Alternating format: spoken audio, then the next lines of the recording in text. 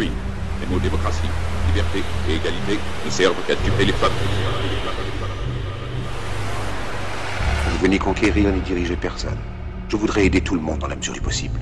Juifs, chrétiens, païens, blancs et noirs. Nous voudrions tous nous aider si nous le pouvions. Les êtres humains sont ainsi faits. Nous voulons donner le bonheur à notre prochain, pas lui donner le malheur. Nous ne voulons pas haïr ni humilier personne.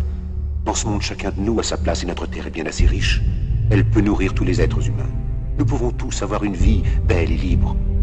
Mais nous l'avons oublié.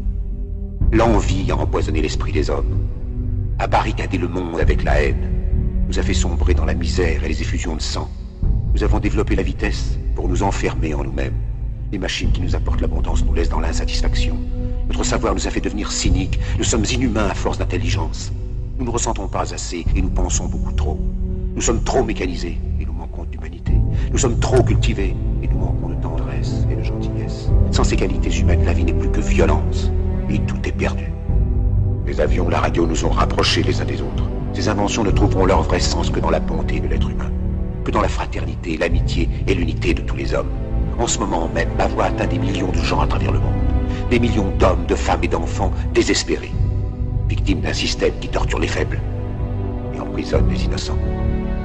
Je dis à tous ceux qui m'entendent, ne désespérez pas.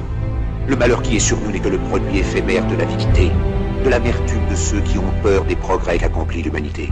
Mais la haine finira par disparaître, et les dictateurs mourront, et le pouvoir qu'ils avaient pris au peuple va retourner au peuple. Et tant que les hommes mourront, la liberté ne pourra pas périr. Soldats, ne vous donnez pas à ces brutes, à une minorité qui vous méprise et qui fait de vous des esclaves, en régiment toute votre vie, et qui vous dit ce qu'il faut faire et ce qu'il faut penser, qui vous dirige, vous manœuvre, se sert de vous comme chair à canon, et qui vous traite comme du bétail. Ne donnez pas votre vie à ces êtres si inhumains, ces hommes machines, avec une machine à la place de la tête et une machine dans le cœur. Vous n'êtes pas des machines, vous n'êtes pas des esclaves, vous êtes des hommes. Des hommes avec tout l'amour du monde dans le cœur. Vous n'avez pas de haine, sinon pour ce qui est inhumain, ce qui n'est pas fait d'amour. Soldats, ne vous battez pas pour l'esclavage, mais pour la liberté. Il est écrit dans l'évangile selon saint Luc, le royaume de Dieu est dans l'être humain, pas dans un seul humain, ni dans un groupe humain, mais dans tous les humains, en vous. Vous, le peuple qui avez le pouvoir de créer une machine, le pouvoir de créer le bonheur. Vous, le peuple, en avez le pouvoir de rendre la vie belle et libre, le pouvoir de faire de cette vie une merveilleuse aventure. Alors au nom même de la démocratie, utilisons ce pouvoir. Il faut tous nous unir.